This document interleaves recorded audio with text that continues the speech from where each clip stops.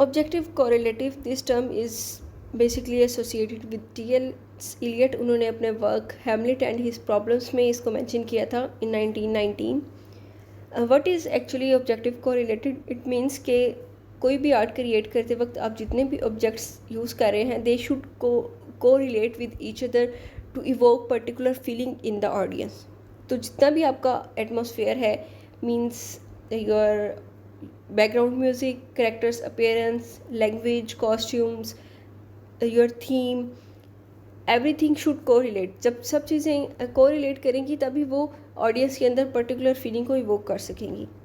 Blank verse, blank verse के अंदर metre होता है लेकिन इसके अंदर राइम स्कीम नहीं होती। It's frequently asked in exams. Now sonnets, sonnet is a type of song and it is mainly comprises of 14 lines. इसे मेनली एम्बिक पेंटामीटर में लिखा जाता है। Giacomo was the first to discover sonnets. इसके अलावा हमारे पास सबसे फेमस टाइप है सोनेट्स की, पेट्रार्कियन सोनेट्स, जिन्हें आप इटालियन सोनेट्स भी कह सकते हैं। तो पेट्रार्कियन सोनेट्स का स्ट्रक्चर क्या था? 8 लाइन्स, फर्स्ट 8 लाइन्स जिन्हें हम ऑक्टेव कहते हैं, और last 6 lines that are called sestet. So totally इसके अंदर 14 लाइन्स होती हैं। दिस इज़ राइम स्कीम, इन दोनों में से कोई भी राइम स्कीम यूज़ होती है।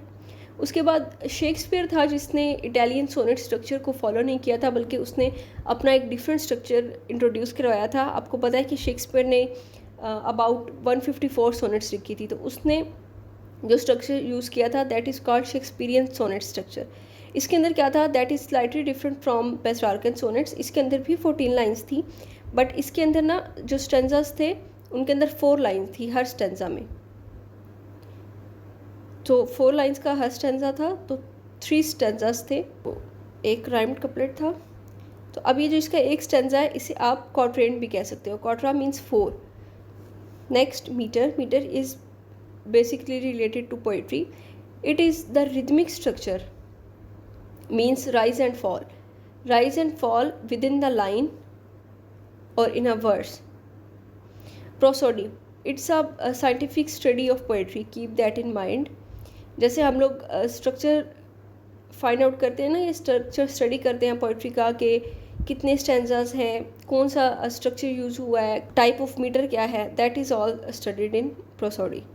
नेक्स्ट इज़ फुट, और यू कैन से फीट। एक ही बात है, foot is singular and feet is plural.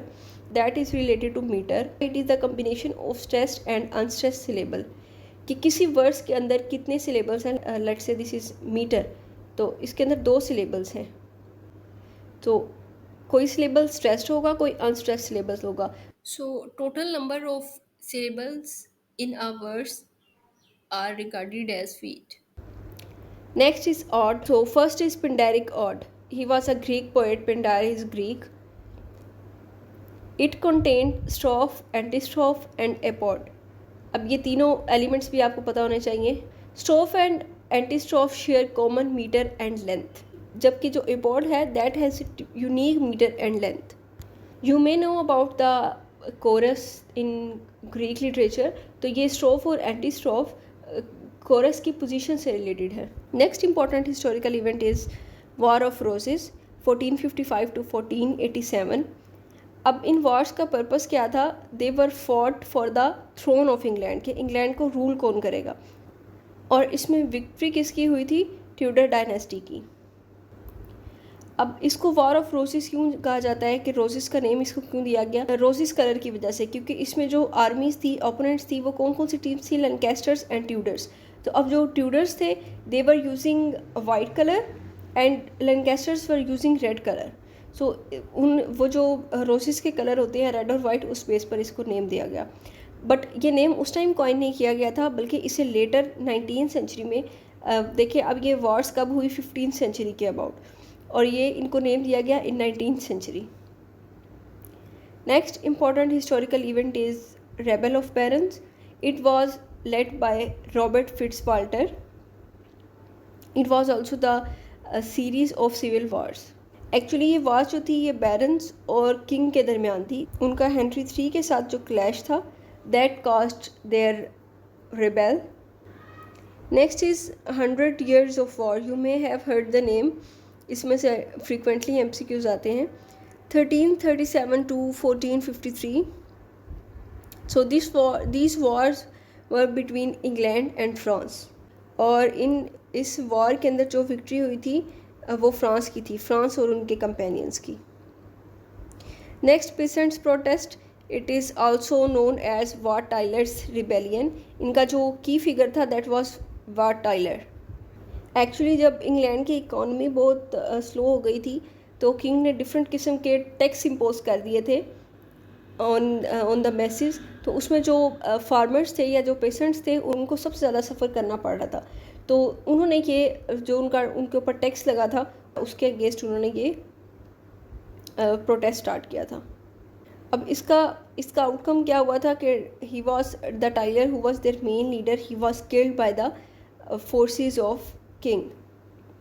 Next, comedy of manners, it is the important development in drama, you may know it. So comedy of manners, as the name indicates, कि manners को discuss किया जाता था इसके अंदर और उनको humorous way के अंदर मॉक किया जाता था या सटायर किया जाता था.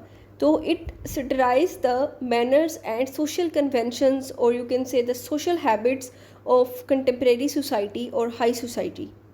Next is pathetic fallacy. It is associated with John Ruskin. He coined that term in 80s. It means the attribution of human emotions and conduct to things found in nature that are not human. So attribution of human emotions to non-human things, particularly natural objects like storm, flowers, clouds, rain. Next is heroic tragedy. It was popular in beginning of restoration period, that is very important point, and William Davenant was a pioneer of it. Next, what is the first heroic drama? The Siege of Rhodes. Next term is suspension of disbelief. Again, this is coined by S.T. Coleridge in 1817. He used this term in his publication Biographia Literaria. It means willing avoidance of logic and reason for enjoyment. You may also know it by the name willing suspension of disbelief.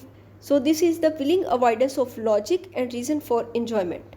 Next is negative capability. This is related to John Keats. उन्होंने इस term को mention किया जब वो अपने brothers को एक letter लिख रहे थे in 1817. What does it mean? Negative means to remove. Capability, that you are capable to remove yourself when you are writing about something. So he says that when you are writing about something, उसे totally impartial होकर लिखना चाहिए कि आप खुद को बिल्कुल remove करके भूल कर उस चीज़ के बारे में लिखो and become a part of it. तभी आप उसको अच्छे तरीके से डिपिक्ट कर पाओगे. इसमें उसने शेक्सपियर को अप्रिशिएट किया था कि he possessed negative capability. Next, stream of consciousness. By the way ये सारी टर्म्स मैं आपको हिस्ट्री ऑफ इंग्लिश लिटरेचर में बता चुकी हूँ. अगर आपने वो वीडियो नहीं देखी and if you are preparing for exams PPSC और एफपीएससी, वो वीडियो आपके लिए बहुत इंपॉर्टेंट है. You should watch it. मैं प्लेलिस्ट का लिंक डिस्क्रिप्शन में ऐड कर दूँगी और एग्ज़ाम्स की प्रिपरेशन से रिलेटेड जितनी भी वीडियोज़ हैं वो इसी प्लेलिस्ट में ऐड होती रहेंगी. तो ये हिस्ट्री पढ़ाते हुए मैंने ये सब टर्म्स आपको साथ साथ भी बताई थी, बट आज मैंने इनको अलग से कंपाइल किया है. So stream of consciousness, it is associated with William James. He was the first to use this term in his work The Principles of Psychology 1890. What does it mean? It means that continuous flow of thoughts without any hurdle or obstacle. Just remember that. बाकी मैंने इसे modern age में detail से पढ़ाया है आपको, but अगर आपको इसको MCQs के लिए याद करना है तो this is enough. Modern age में इसे सबसे ज़्यादा यूज़ किया Virginia Woolf and James Joyce ने. You may have read the To the Lighthouse by Virginia Woolf. It is perfect example of stream of consciousness. First folio of Shakespeare. It was published in 1623. After his death, he died in 1616. This contains 67 plays. Shakespeare in total wrote 37 plays, but it contains 36 plays. और ये उसके कुछ colleagues ने prepare किया था. And it was dedicated to William Herbert and his brother Philip Herbert को. Next, dissociation of sensibility and unification of sensibility. Unification of sensibility means fusion of thoughts and feelings, और dissociation इसका opposite है, means separation of thought from feeling. उसने Donne को इस चीज़ के लिए बड़ा अप्रिशिएट किया. Donne, you know, he is the metaphysical poet और the leader of metaphysical poets. तो उसका जो ऐसे था द मेटाफिजिकल पोइट्स इन 1921, उसके अंदर उसने डन को इस चीज़ के लिए अप्रिशिएट किया that he has the ability to unify intellectual thought. But उसने मिल्टन और ड्राइडन को इस चीज़ के लिए क्रिटिसाइज़ किया दैट उनके अंदर ये कैपेबिलिटी नहीं है. Next is licensing act of 1737. It was law in England that required all stage plays to be approved by the Lord Chamberlain. Actually 1737 के अंदर एक एक्ट पास किया गया जिसमें यह कहा गया कि अब थिएटर में जितनी भी परफॉर्मेंस होंगी उनको पहले अप्रूव करवाना पड़ेगा. और इसका पर्पस ये था कि कोई भी फेक प्रोपागेंडा ना किया जाए गवर्नमेंट के अगेंस्ट, और जो कुछ भी थिएटर में या पब्लिकली परफॉर्म किया जाए उसमें कुछ इमोरलिटी ना हो. तो मोरल स्टैंडर्ड्स को मेंटेन रखने के लिए this act was passed. Next is kibbles club. It was formed in age of Pope 1714. It is derived from a Latin word which means a writer. So it was actually the group of most prominent writers of the time. Jonathan Swift or Alexander Pope, you can say, the most important, or they were the founders. Others are John Arbuthnot, John Gay, Thomas Parnell and Robert Harley. Next, Lake poets, you all may know about it. This is related to Romantic age. It was a group of English poets who lived in the Lake District. William Wordsworth, S.T. Coleridge and Robert Southey. Next is Pre-Raphaelite Brotherhood. ये एक art और literature की movement थी and it was founded in 1848. Actually these poets or painters were rejecting the art of Raphael. Raphael was an Italian painter. तो ये चाहते थे कि उससे पहले तक का जो आर्ट था वो बिल्कुल ठीक था, दैट वॉज प्योर और दैट वॉज परफेक्ट. तो हमें उसी को मेंटेन रखना है और उसी को प्रिजर्व करना है. जो राफेल है और उसके बाद के आने वाले जितने भी पेंटर्स हैं उनको ये रिजेक्ट करते थे. And they believe that the art after Raphael had become overly academic and it has lost its spiritual depth and connection to nature. Their founding members are D.G. Rossetti and William Hunt. Next is aestheticism, or you can say the aesthetic movement. It emphasized the importance of beauty. अब ये किससे relate करती है? It is actually associated with an idea, art for art's sake, that was idea promoted by Walter Pater. तो इस movement के अंदर जो मेन नेम है, they are Walter Pater and Oscar Wilde. This movement is actually the reaction against the Victorian moralistic values. They were advocating the pursuit of beauty and sensory pleasure. Next is Oxford movement. It was basically the religious movement. इसमें ये दो points याद रखिएगा कि एक तो इसे ट्रैक्टेरियन movement भी कहा जाता है.